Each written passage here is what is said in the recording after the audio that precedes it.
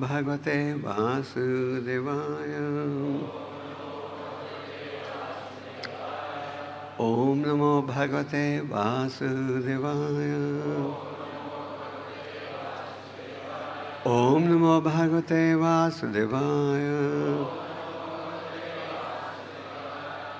Therefore all the great sages assembled together and, after observing cruel Vena's atrocities, concluded that a great danger and catastrophe was approaching the people of the world.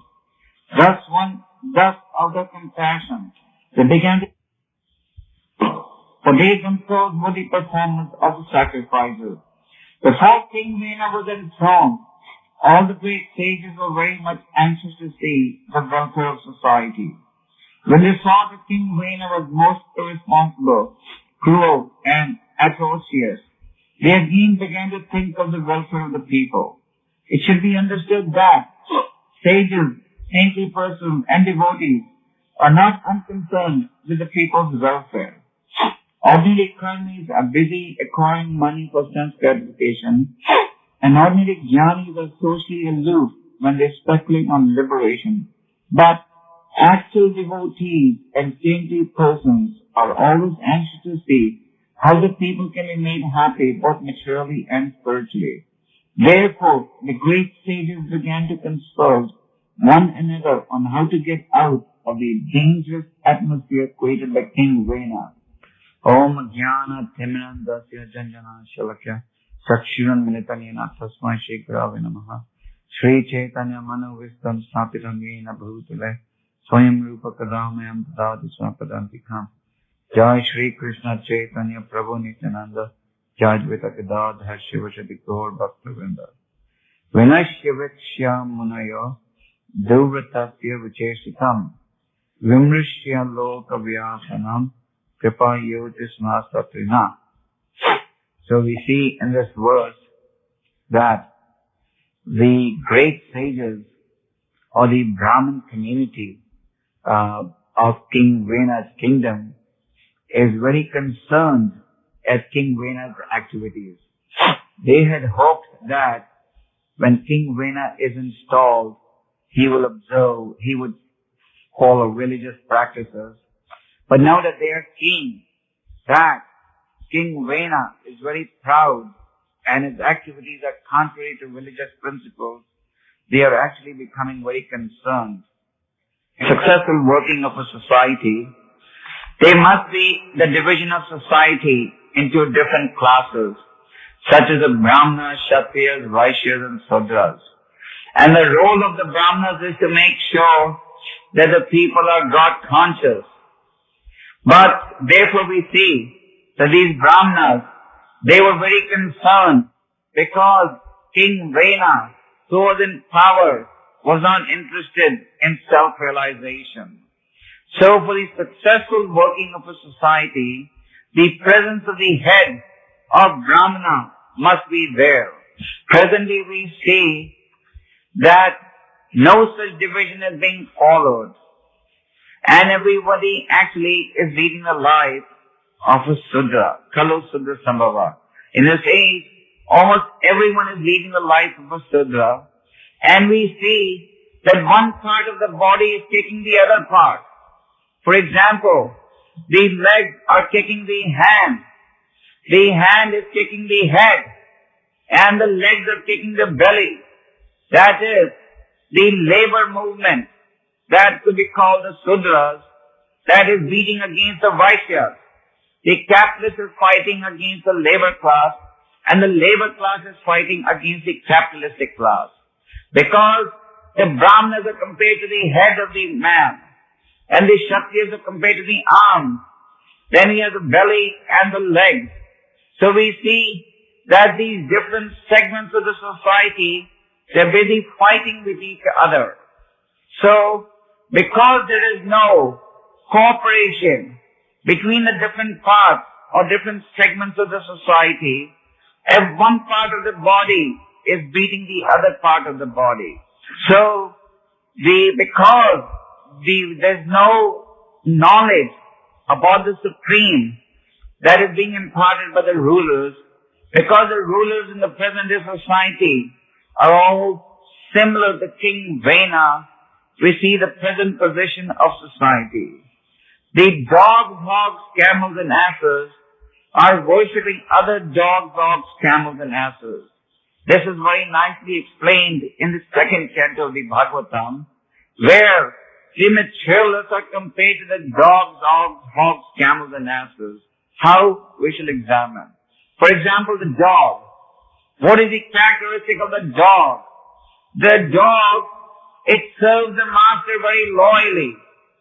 The dog will be very loyal to his master because the master is giving him bread. And the dog is unable to discriminate as to what is the character of the master. The master may be a criminal or he may be a saintly man. The dog is unable to discriminate. But because he is getting his bread from that individual, he is very loyal to him.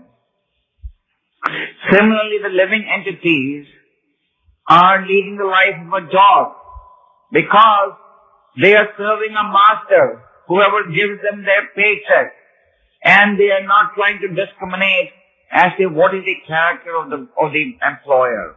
As long as they are getting their paycheck, they will be very loyal to that employer, and the moment he doesn't get his paycheck, he will retaliate. So therefore the Bhagavatam compares the materialist to a dog. And then the Bhagavatam further compares the materialist to to a camel. The camel, it bites on thorns. And when the camel bites on thorns, his tongue bleeds, isn't it? And then the camel thinks that he's drinking thorn juice. And because he's thinking this thorn juice is very tasty, he bites on thorns even further. But he doesn't realize that this thorn juice is nothing but his own blood that is being obtained by his tongue being cut. Similarly, the materialists, they are engaging in sex life without discrimination, without realizing that in the semen that they are discharging, so much blood is being lost. They're not realizing that the so-called temporary pleasure that they are realizing is being obtained by the discharge of the very valuable blood. So, the Bhagavatam says that these materialists who try and obtain pleasure by sex life, they are just compared to the camel who thinks that thorns are very tasty. So the Bhagavatam compares the materialist to the hog. What is the characteristic of the hog? The characteristic of the hog is that the hog eats without discrimination, isn't it? The hog does not discriminate what it is eating. If we were to approach the hog with a very palatable plate of prasadam, the hog would clearly reject that and instead choose to. Similarly, the materialists also, they reject spiritual food and they want to eat without discrimination. And the hog is proudly thinking that he's enjoying. There's a nice story in the Bhagavatam about Indra. Indra was cursed, and hence he had to take birth as a pig. And when Indra took his birth as a pig, Brahma and the other demigods saw that the department of rain was not working properly, and they approached him saying, please resume your duties. But Indra refused. He said, I'm enjoying the association of Mrs. Pig and the junior piglet, and I don't want to leave up the association of Mrs. Pig. And it is only when Indra was threatened with a butcher's knife that he decided to part with the company of Mrs. Pig. So similarly, the living entities today, they want to eat without discrimination and mate without discrimination. Previously, even in the materialistic society, the principle was one will only mate with one's wife. But today, they don't discriminate, and they mate with anyone who comes in contact, just like the hog.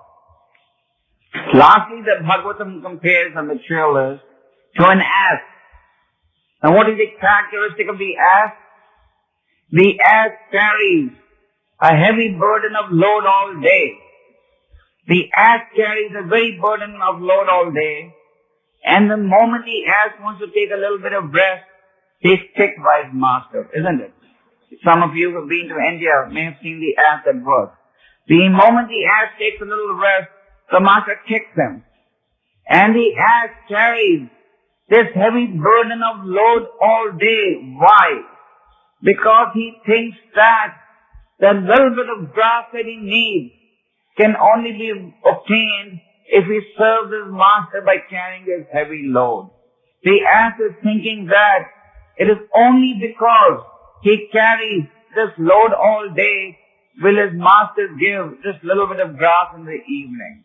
He doesn't understand that the grass is put on earth by the arrangement of the Lord. But he is convinced that the source of getting that grass is giving pleasure to his boss, to his master. Similarly, the materialists, they're carrying so many anxieties. Just like the ass is carrying a heavy burden of load, the materialist, one who doesn't want to be dependent upon the Lord, he is full of anxiety, and he is very happily increasing his anxiety, because he thinks that if he does not please all the people around him, he will not be able to get his bread or happiness. Dogs, hogs, camels, and asses. This is the definition of the present materialistic man.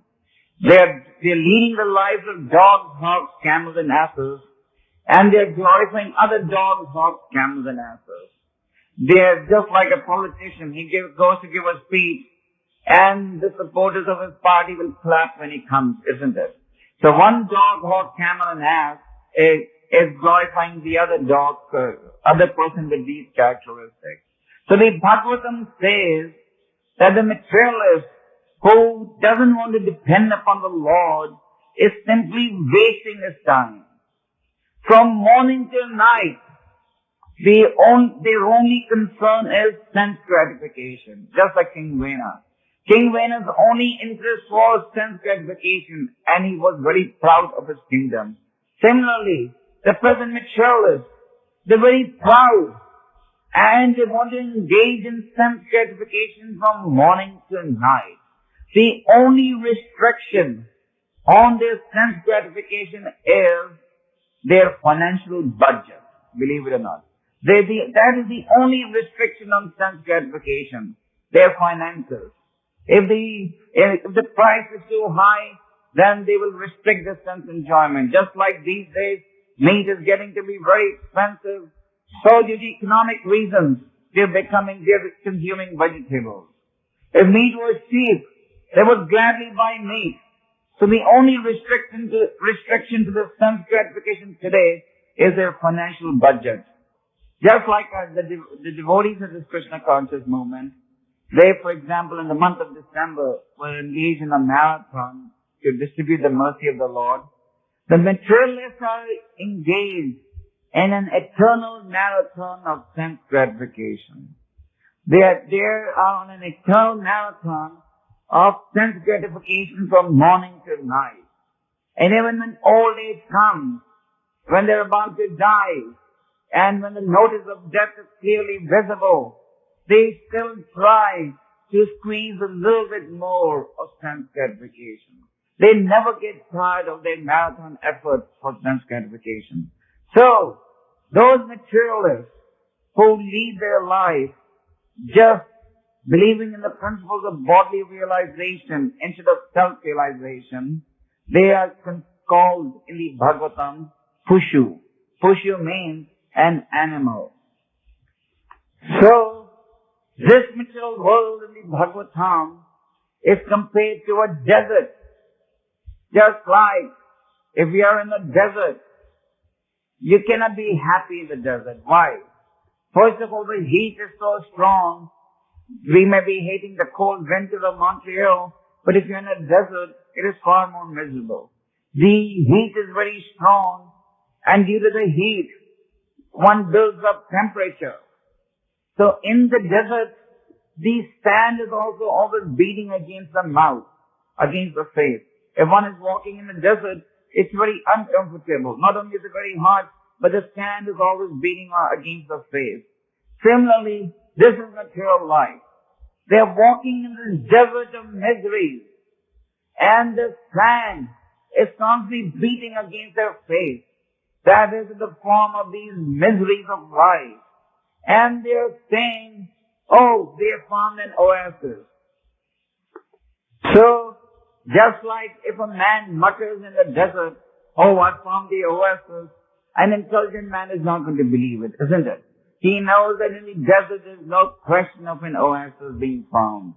Similarly, the devotees of the Lord, when they hear the materialists saying, here is a platform for peace and happiness, they know that this is a muttering of a madman.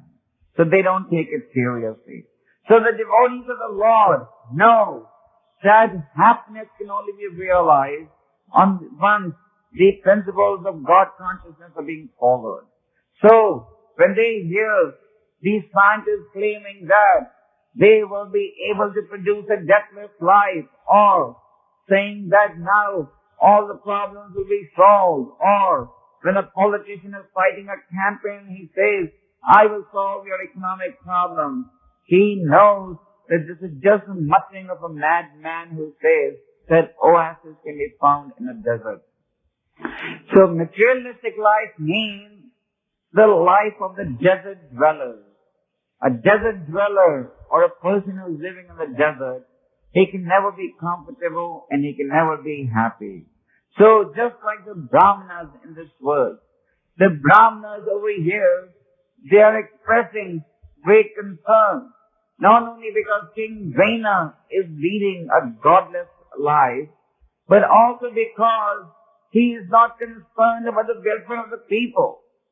Therefore the Brahmanas eventually cursed King Vena and installed his son King Prithu, to the throne.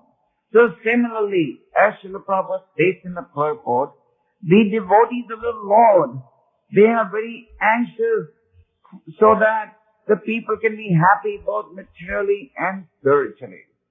Prabhupada says, ordinary karmis are busy acquiring money for sense gratification, and ordinary jnanis are socially aloof when they speculate on liberation.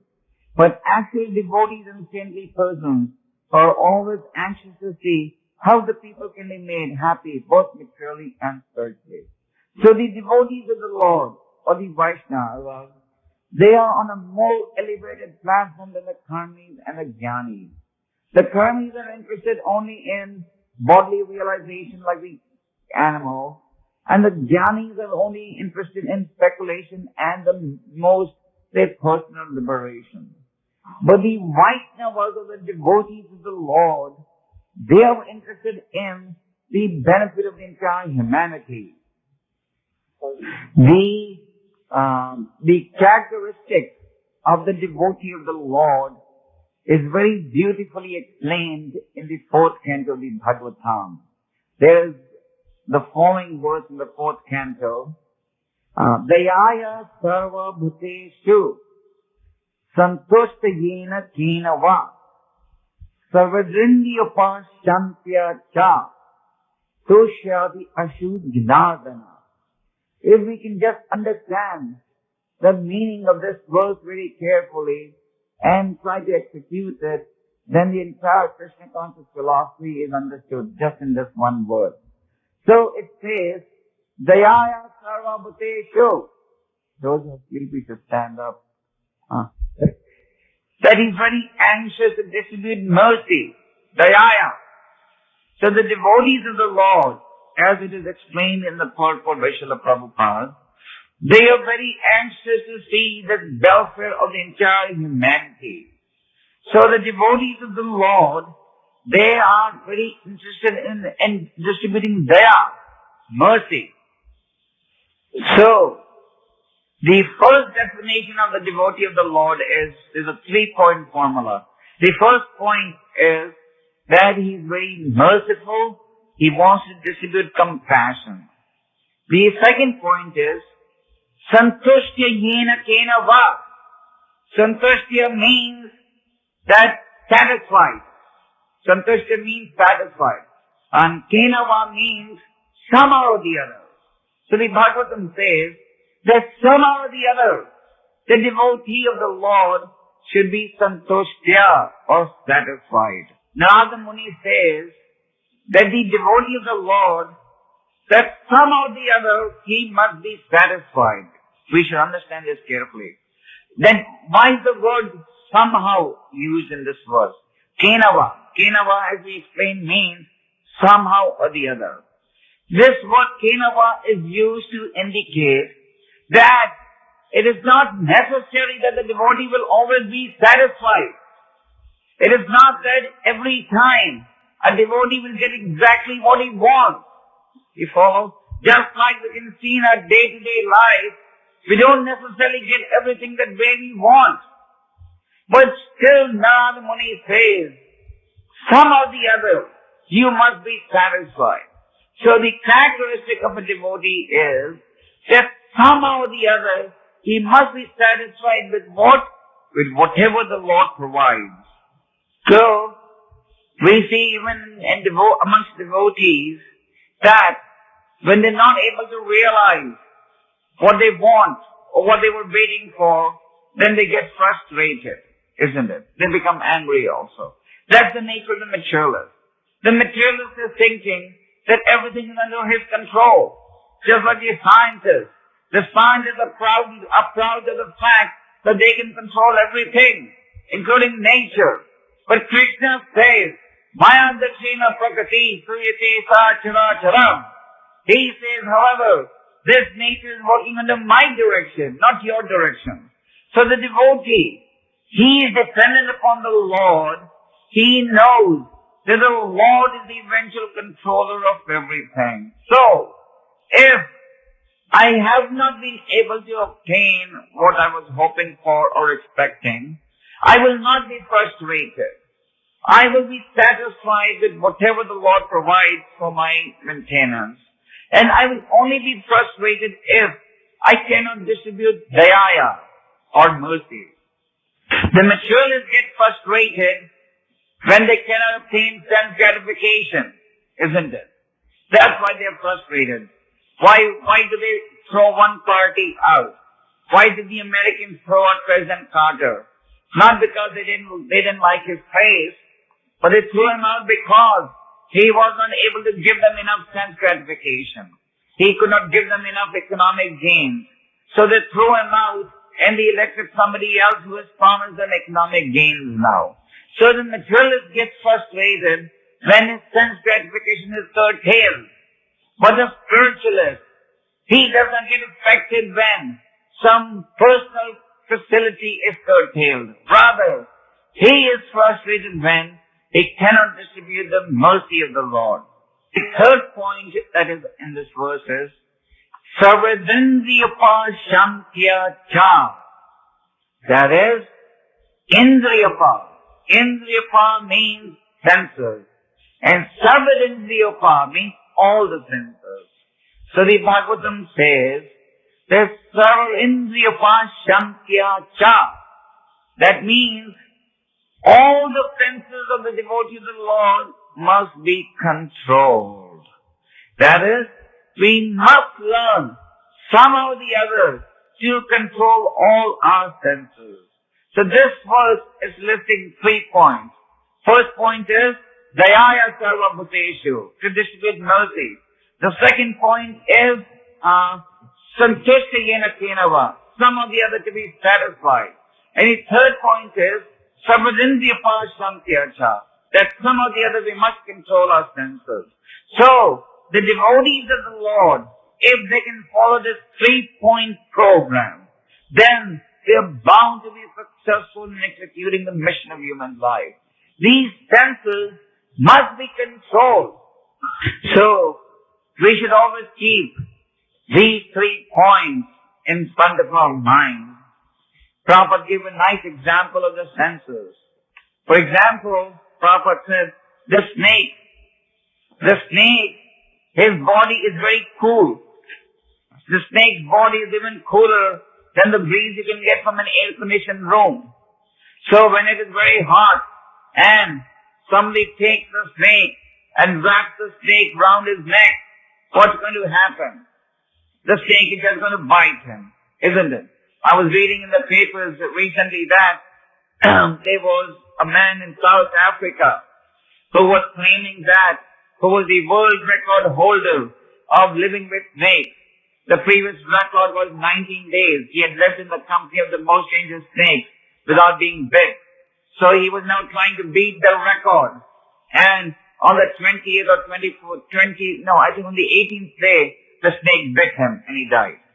So he was very proud that he has performed so many feats all over the world and the snakes don't bite him. But the snakes even bit him. So these senses are compared to the snakes. Just like the snake cannot be trusted, similarly, even though the snake may be very cooling, even though, for example, in Middle East or India where it's very hot, you don't see people putting snakes around their body. They prefer to suffer the heat rather than put the snake around their neck, isn't it? Because the snake is very dangerous. So similarly, if we attempt to satisfy our senses, that is just like having a snake around your neck. So those who are trying to enjoy their senses, especially the materialists, they're actually just keeping a snake around their neck. Prabhupada used to give the example of a moth. The moth sees the beautiful fire, and the moth goes to enjoy that fire and meets its death. So that is the nature of materialistic life. We think that there is a mirage in the desert. So we are running after that mirage. We are running after that happiness. And we go on running. In the end, we are thirsty and we fall and we faint and we die. So that is the nature of materialistic life. They're always looking for a mirage in the desert. But actually, there's no mirage in the desert. So, similarly, the living entities are trying to look for happiness in this material world. But there's no happiness in the material world. Real happiness can only be realized if one is engaged in devotional service to the Lord. The devotee, he understands that he's carrying a snake with him all the time. That is his senses. Now what do the snake charmers do? The snake charmers, they, like in India you all may have seen, there are people playing with the snakes. What do these snake charmers do? They take the teeth out of the snake. Because the teeth of the snake are poisonous.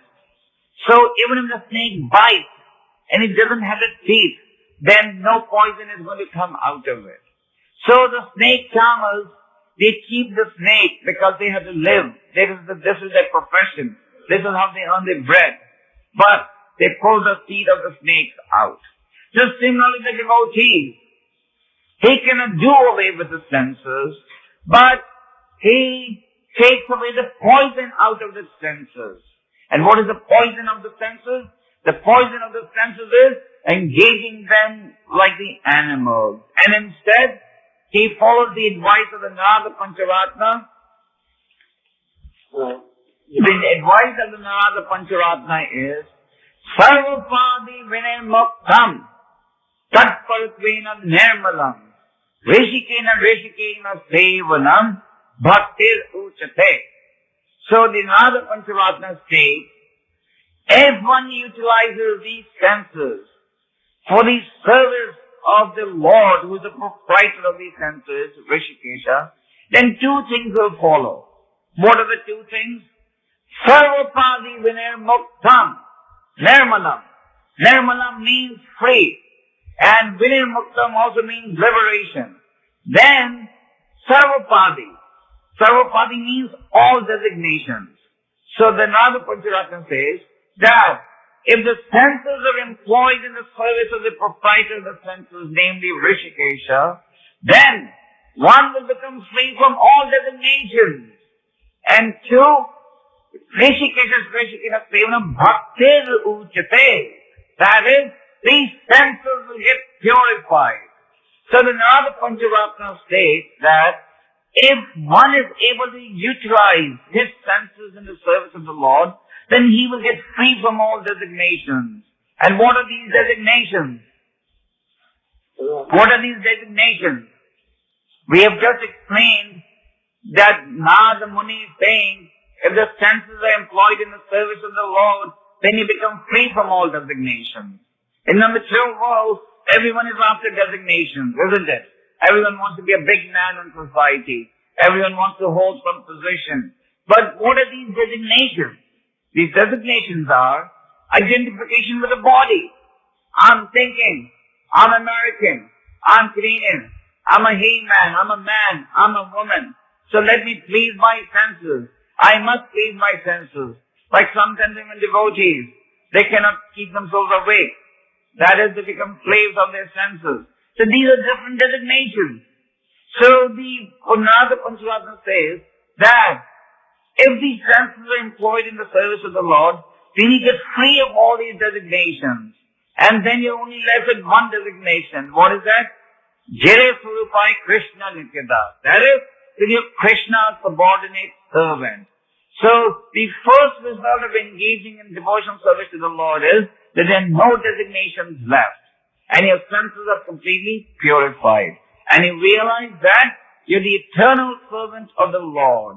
So, the Chaitanya Charitamrita states, Ekala Ishvara Krishna Arsa Bhittaya. That is, there is only one Supreme Master and all others are His servants. So that is the real designation. That is only one Supreme Master, Krishna, and we are all His servants. So this is realized if one is able to utilize his senses in the service of the Supreme Lord. Therefore, even in this very body that we have to purify ourselves. There's a very nice verse in the Bhagavatam where Narada Muni says that very activity which is the cause of disease, if it is applied in a therapeutic manner, it becomes a cure of the disease. Did you all understand this? Narada Muni says that very activity which is the cause of the disease, if it is applied in a therapeutic manner, it can become the cure for that disease. And Prabhupada used to explain this by giving an example of milk. Milk causes the disorder of the stomach.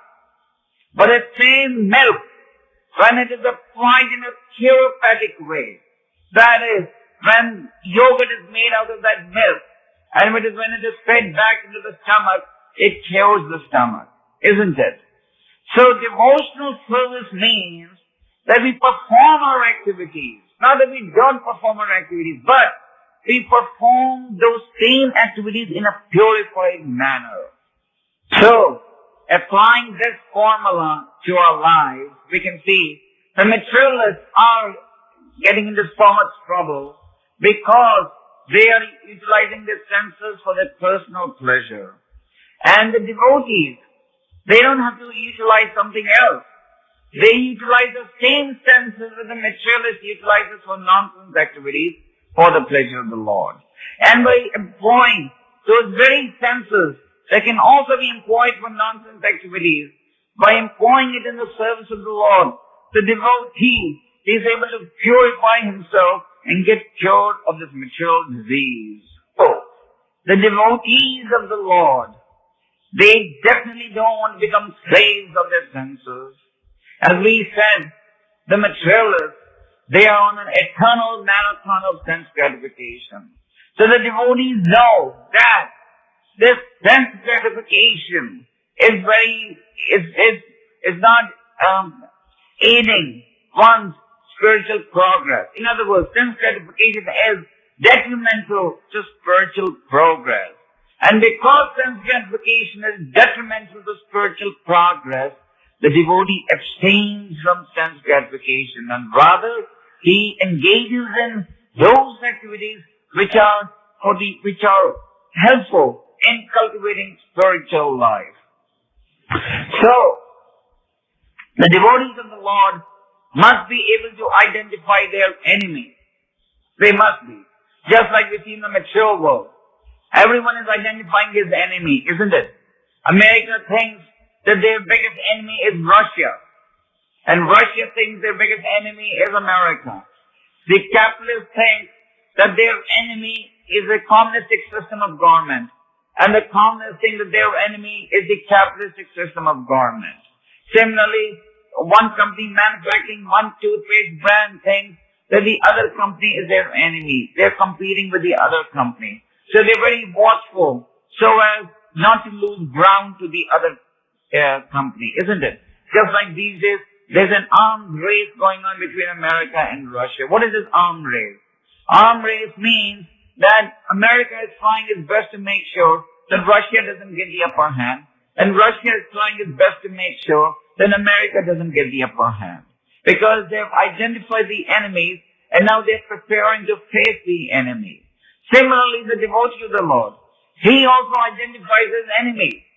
And his enemy is this desire for sense gratification. So, he has identified his enemy. He knows that this enemy was responsible for his taking birth one after another in the mature world. And therefore, he wants to protect himself against his enemy. And he wants to protect himself by this enemy, but not by building nuclear warheads, but by taking shelter of the holy name of the Lord. So we want to develop the three qualities that we said by advice in the fourth canto. The quality of daya, the quality of satisfaction, and the ability to control our senses. Then we have to take shelter in the holy name of the Lord with sincerity and conviction.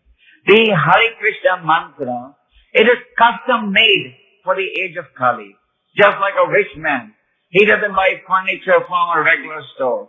He will go and order custom-made furniture, isn't it? That is more prestigious. Or a rich man, he doesn't buy ready-made suits. He goes to a tailor and gets a custom-made suit made. Similarly, this Hare Krishna mantra, this is custom made by the Lord for this age of Kali. Just like this in the Bhagavatam, Shukadeva Goswami says, Kale dote nidirajan asti ek mahaguna, kirtanadeva Krishna san mukta sangasya param vrajan. That is, in this age of Kali, there are so many inauspicious symptoms, but there is one boom, that is the holy name of the Lord, which can give mukti. So the holy name of the Lord, that is the holy name of Krishna, that is custom made for the people who were to take birth in the age of Kali.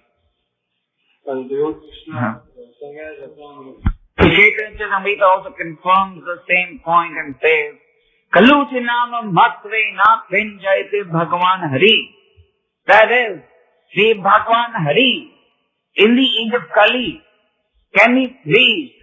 Only one takes shelter of the holy names of Krishna. So the holy names of Krishna are the means for deriving shelter in the state of Kali. And it is said in the Upanishads that the holy name of Krishna is even more powerful than reading all the Vedic texts. It is stated, Iti sadachakam nam nam, Kali kalmasa nasa nam, Nataha parotaropayaha, sarva videshu drishyate. That is, the holy name of Krishna is more powerful in the age of Kali than even reading all the Vedic texts.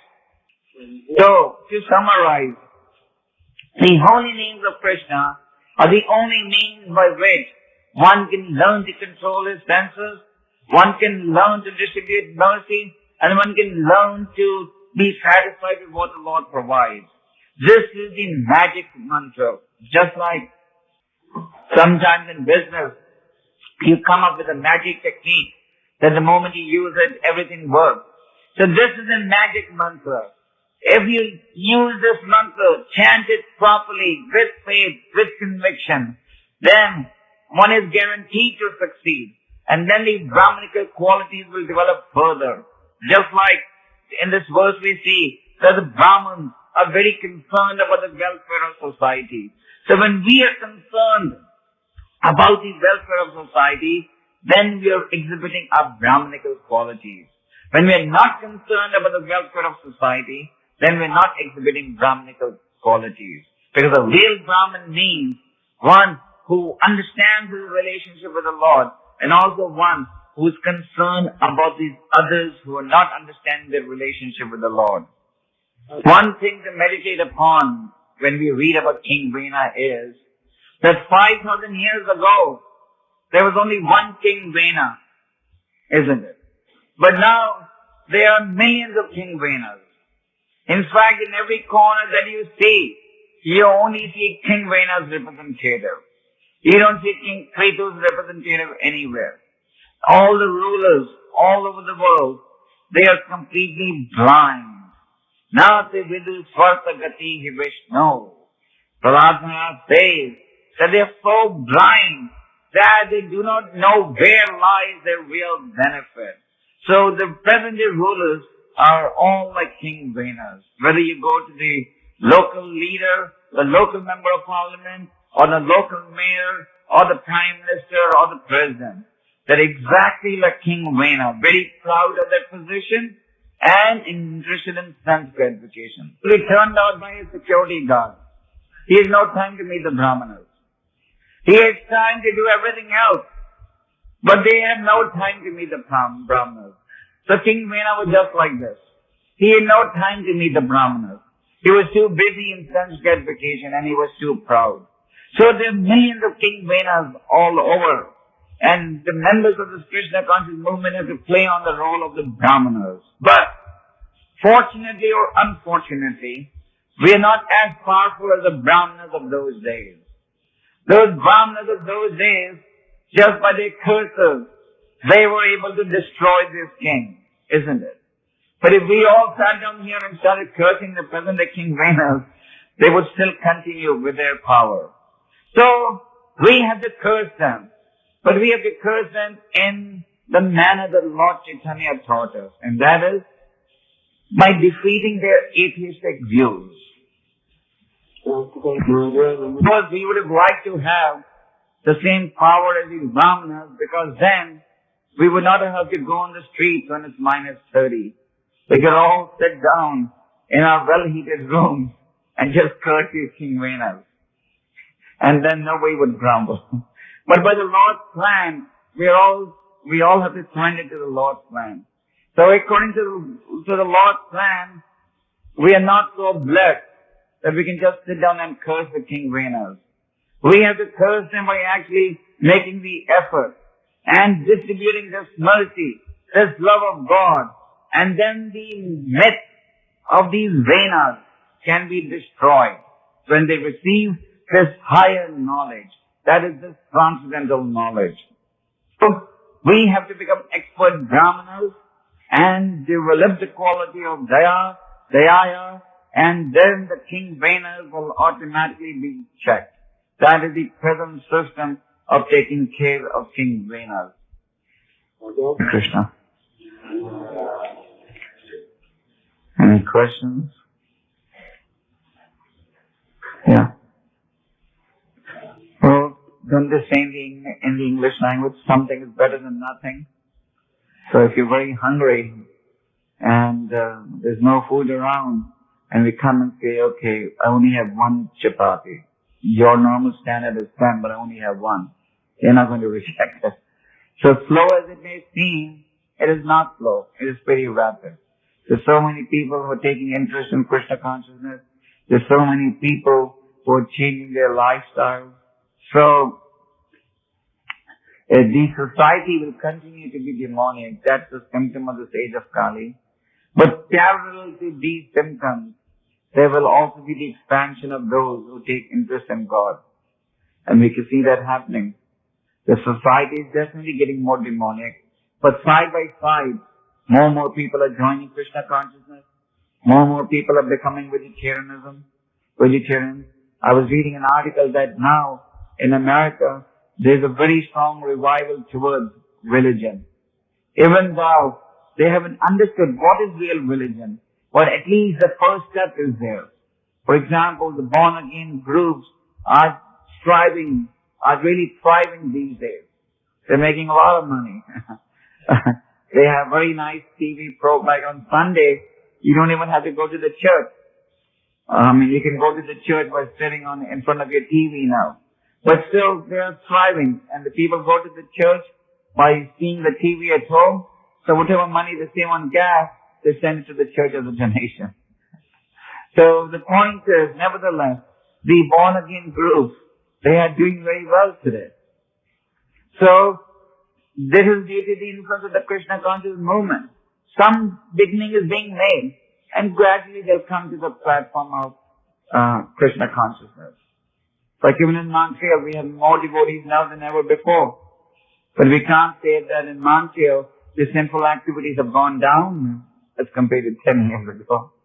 So both will go side by side. You were talking about one verse where devotee must be satisfied. Yes, santushte eva kenava. So, To the extent that he can keep his body and soul together. That is the spiritual answer. Of course, somebody may say to keep my body and soul together, I have a big shopping list. But to the extent that we can keep our body and soul together, that should be provided. So the point is, santushta eva kenava means, so sometimes the Lord may place us in a palace, or sometimes He may place us in a hut. So it doesn't mean when the Lord places us in a hut, we say, okay, I'm going to some other Lord who give me a palace. You follow? Or it's not that. Sometimes in the temple, for example, we may see that something is a little difficult. So now that we say, okay, I'm not satisfied with this, I'm going to go to another temple where the temple management doesn't insist that I come to Mangalarti and I attend the class. You follow? So sometimes we may say like that. But actually, we should be satisfied and we should accept the Lord's mercy that one finds the temple is haughty, very strict or something. So not that then I politic to get him out of power or something. So we should be very satisfied and content and depend upon the Lord's mercy. Rakhe Krishna, Mare Krishna, Rakhe Ke. Who Krishna wants to protect, no one can harm. Who Krishna wants to harm, no one can protect. This is depending upon the Lord's mercy. Yes. Well, sometimes you may find that the weather is very bad. Sometimes you may find that you're going to a mall, the mall man kicks you out. You're going to a place, someone kicks you out. You're frustrated, but you don't give up. The point in giving that example was that the devotee is frustrated and angry when the Lord's interests are being hurt. Whereas the materialists are frustrated and angry when their interests are being hurt. You follow? Just like Hanuman. Hanuman was very angry, not because anything happened to him, but he was very angry because the Lord Ramachandra was in distress, because Sita was kidnapped. You follow? So, our anger and frustration should be in relationship to, is the Lord being served or not? Yeah. It's a very tricky question. Well, one should always understand that Ishvara Sarva Bhutanam Hirdeshara Vinapeshtati. The Lord is in the heart of every entity and the Lord is witnessing everything. So when we are dealing with each other, we have to understand and remember that the Lord is watching everything that I'm doing.